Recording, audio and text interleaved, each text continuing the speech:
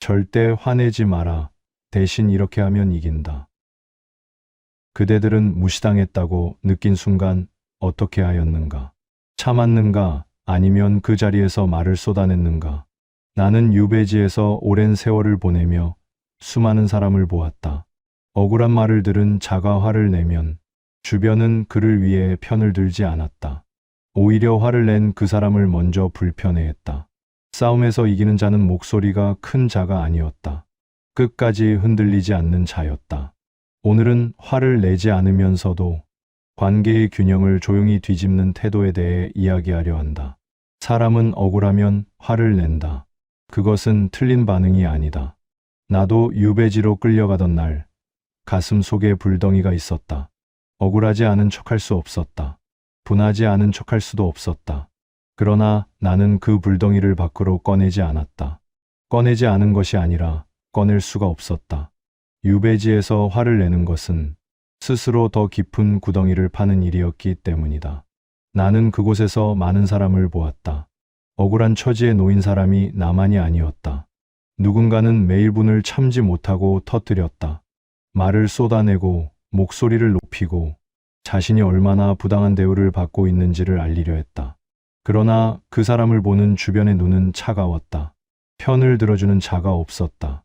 오히려 그가 터뜨린 감정이 그를 더 작아 보이게 만들었다. 나는 그것을 보며 오래 생각했다. 왜 분노는 억울함을 풀어주지 못하는가? 왜 화를 낼수록 더 외로워지는가? 그것은 분노가 가진 본질 때문이다. 화를 내는 순간 사람은 자신이 상처받았음을 드러낸다. 그 상처를 드러내는 순간 상대는 자신이 나를 흔들었다는 것을 알게 된다. 흔들렸다는 것을 아는 자는 멈추지 않는다. 오히려 더 깊이 건드린다.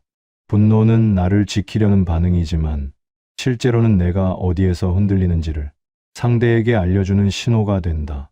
나는 유배지에서 그것을 몸으로 배웠다. 억울함은 감추는 것이 아니다. 다만 그것을 화로 꺼내는 방식이 자신에게 가장 불리한 선택이라는 것을 알게 된 것이다. 사람은 흔히 말한다. 참는 것은 지는 것이라고. 그러나 나는 묻고 싶다. 화를 낸 뒤에 이긴 자를 그대들은 얼마나 보았는가? 목소리를 높인 뒤에 관계가 더 깊어진 경우를, 분노를 쏟아낸 뒤에 상대가 진심으로 돌아선 경우를 나는 그리 많이 보지 못하였다. 화는 순간에 통쾌함을 줄 수 있다. 그러나 그 통쾌함이 가시고 나면 관계는 이전보다 더 좁아져 있었다. 상대는 나를 더 조심하거나 아니면 더 가볍게 여겼다. 분노는 관계를 바꾸지 못한다. 태도만이 관계를 바꾼다. 그렇다면 화를 내지 않고 관계의 균형을 바꾸는 것은 어떻게 가능한가? 나는 그것을 세 가지로 나누어 이야기하려 한다. 첫 번째는 반응을 늦추는 것이다. 사람은 말을 던지면 반응을 기대한다. 특히 날이 선말을 던졌을 때 상대가 즉각 흔들리기를 바란다. 그 반응을 보고 싶어서 말을 꺼내는 경우도 적지 않다. 나는 유배지에서 그런 자들을 여러 보았다. 관리들 중에는 유배 온 자를 시험하듯 건드리는 자가 있었다. 별것 아닌 말 한마디를 툭 던지고는 그 사람이 어떻게 반응하는지를 지켜보았다. 참지 못하고 반응한 자는 그날로 더 작아졌다. 상대가 원하는 것을 그대로 내어준 셈이었다. 반면 반응하지 않은 자, 말을 듣고도 천천히 찻잔을 내려놓고 조용히 다른 이야기를 꺼낸 자는 그 자리에서 이상하리만큼 커 보였다. 나는 그것을 보며 깨달았다. 반응의 속도가 곧 힘의 크기라는 것을. 말을 듣고 즉각 반응하는 것은 상대의 말이 나에게 닿았다는 것을 인정하는 행동이다. 그러나 반응을 늦추는 것은 상대의 말이 내 중심까지 흔들지 못했다는 것을 보여주는 행동이다. 말보다 침묵이 더 강하게 말할 때가 있다. 그것은 비겁한 회피가 아니다. 내가 이 말에 즉각 응할 만큼 중요하게 여기지 않는다는 태도를 보여주는 것이다. 사람은 반응이 없으면 당황한다. 당황한 자는 스스로 말을 거두거나 아니면 더 설명하려 애쓴다. 어느 쪽이든 대화의 주도권은 반응하지 않은 쪽으로 넘어온다.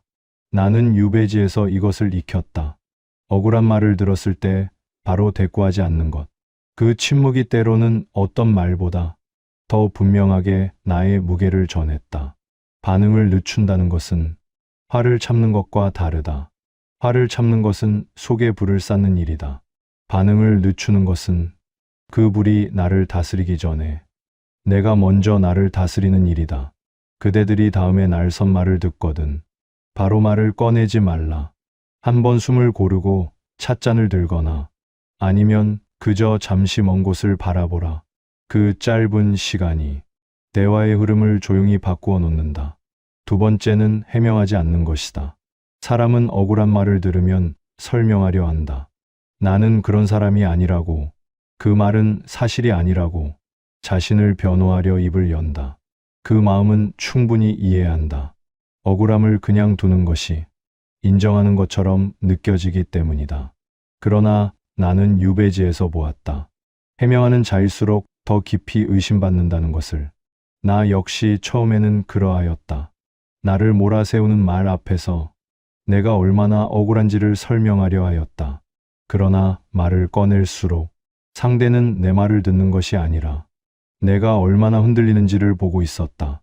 해명은 나를 지키는 행동처럼 보이지만 실제로는 상대에게 판단의 자리를 내어주는 행동이다. 내가 설명을 시작하는 순간 상대는 심판의 자리에 앉는다. 내 말을 듣고 옳고 그름을 가르는 위치에 서는 것이다. 그 자리를 내어준 이상 대화는 이미 내가 불리한 구조 위에 놓인다. 나는 그것을 깨달은 뒤로 해명 대신 다른 방식을 택하였다. 상대의 말을 듣고도 설명하지 않는 것. 그저 담담히 고개를 끄덕이거나 그리 보는구나 하고 받아들이는 태도를 취하는 것이다. 그러자 이상한 일이 벌어졌다. 상대가 스스로 말을 거두기 시작하였다. 반응을 기대하고 던진 말에 아무런 파문이 일지 않으면 던진 자가 오히려 민망해지는 것이다. 해명하지 않는다는 것은 상대의 말이 틀렸다고 맞서는 것이 아니다. 그 말이 나를 움직일 만큼 중요하지 않다는 것을 태도로 보여주는 것이다. 사람은 자신이 던진 말이 상대에게 아무런 상처도 주지 못했다는 것을 알게 될 때 그 말을 다시 꺼내기가 어려워진다. 억울함은 말로 풀리지 않는다. 말로 풀려는 순간 억울함은 더 커지고 상대는 더 유리한 자리에 선다. 해명하지 않는 것은 패배가 아니다. 판단의 자리를 내어주지 않는 것이다. 그것이 관계에서 자신을 지키는 가장 조용하고도 단단한 방법이다.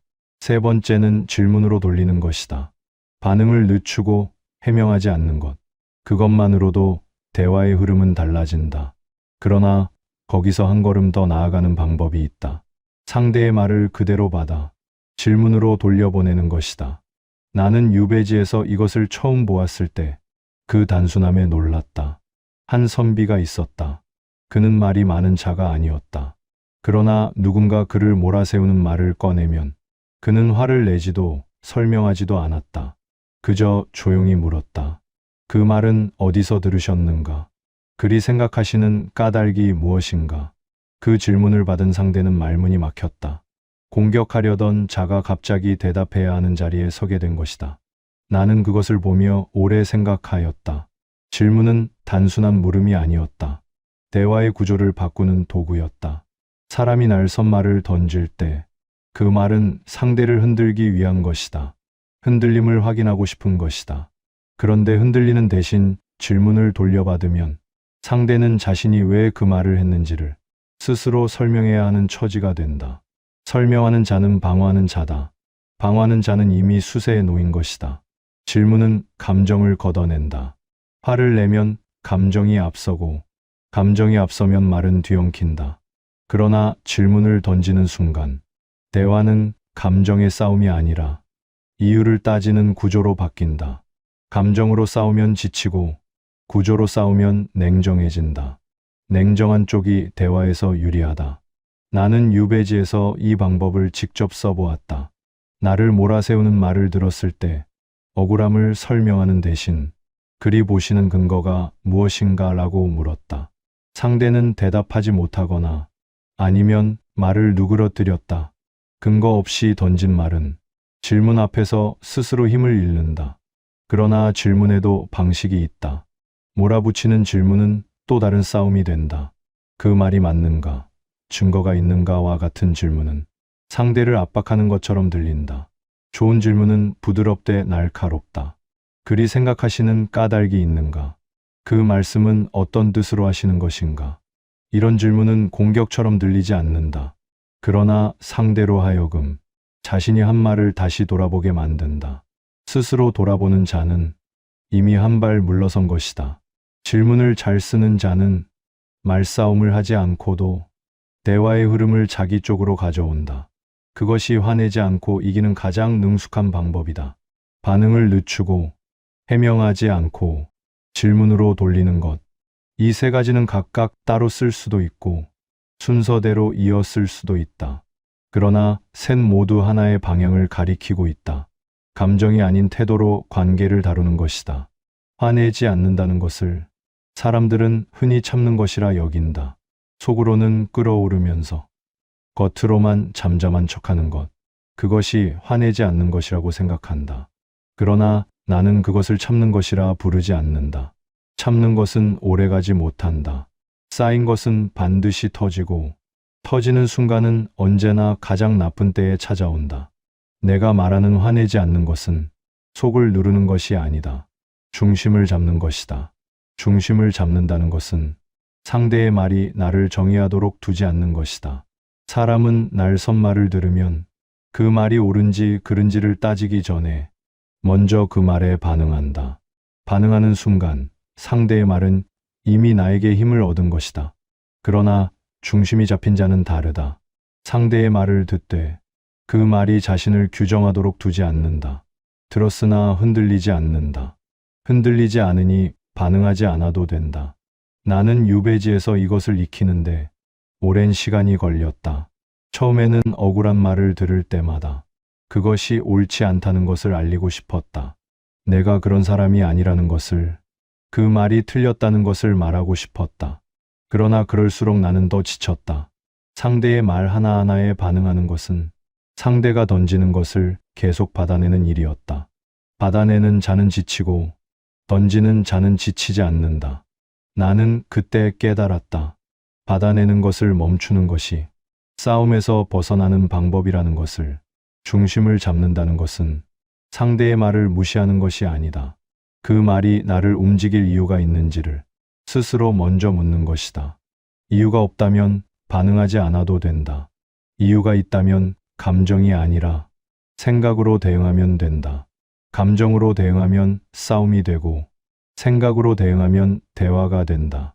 싸움은 이기거나 지지만 대화는 서로를 바꾼다. 그대들이 억울한 말을 들었을 때 먼저 스스로에게 물어보라. 이 말이 나를 흔들 만한 말인가? 이 사람이 나를 규정할 자리에 있는가? 그 물음에 스스로 답할 수 있다면 화를 낼 이유가 반으로 줄어든다. 화는 내가 흔들렸을 때 나온다. 흔들리지 않으면 화가 나지 않는 것이 아니라 화를 낼 필요를 느끼지 않게 된다. 그것이 중심을 잡는다는 것의 뜻이다. 나는 유배지에서 오랜 세월을 보내며 이 중심을 잡는 일이 얼마나 어렵고도 얼마나 중요한 것인지를 배웠다. 억울함은 있었다. 분함도 있었다. 그러나 그 감정들이 나를 이끌도록 두지 않았다. 내가 감정을 이끌었다. 그것이 내가 유배지에서도 무너지지 않을 수 있었던 이유였다. 화내지 않는 것은 약한 것이 아니다. 스스로를 가장 단단하게 지키는 방법이다. 나는 유배지에서 한 사람을 보았다. 그는 말이 없는 사람이었다. 억울한 처지에 놓여 있었으나 그것을 드러내지 않았다. 누군가 그를 건드리는 말을 해도 화를 내지 않았다. 해명하지도 않았다. 그저 담담히 자신의 자리를 지켰다. 처음에 나는 그가 체념한 것이라 생각하였다. 억울함을 포기한 것이라 여겼다. 그러나 시간이 지나며 알게 되었다. 그는 포기한 것이 아니었다. 그는 자신이 어떤 사람인지를 말이 아니라 태도로 보여주고 있었다.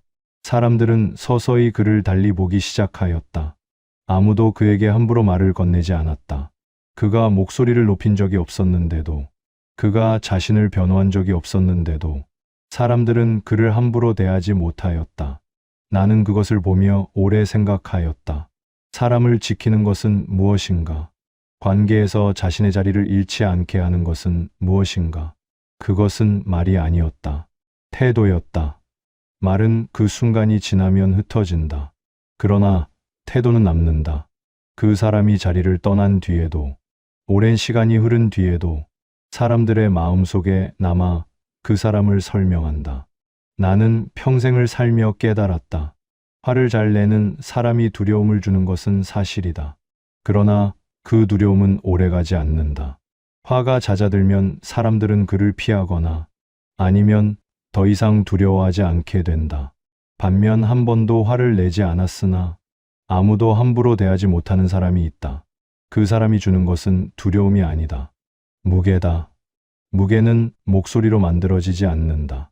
일관된 태도로 쌓인다. 흔들리지 않는 자리를 오래 지키는 것으로 쌓인다. 그것이 품격이다.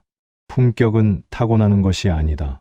매 순간 감정보다 태도를 앞세우는 선택이 오랜 시간 쌓여 만들어지는 것이다. 그대들이 억울한 말을 들었을 때, 화가 치밀어 오를 때, 해명하고 싶고 맞서고 싶을 때, 그 순간을 기억하라. 그 순간이 품격이 만들어지는 자리다. 화를 내면 그 순간은 통쾌할 수 있다. 그러나 태도를 지키면 그 순간이 지난 뒤에도 나는 온전히 남는다. 사람을 이기는 힘은 목소리에 있지 않다. 사람을 오래 기억하게 만드는 힘은 그 사람이 어떤 순간에도 잃지 않았던 태도에 있다. 나는 유배지에서 그것을 배웠다. 억울함 속에서도 태도를 잃지 않은 것이 결국 나를 지킨 것이라는 사실을. 화내지 말라. 대신 태도로 서 있어라. 그것이 그대들이 어떤 관계에서도 자신의 자리를 잃지 않는 방법이다.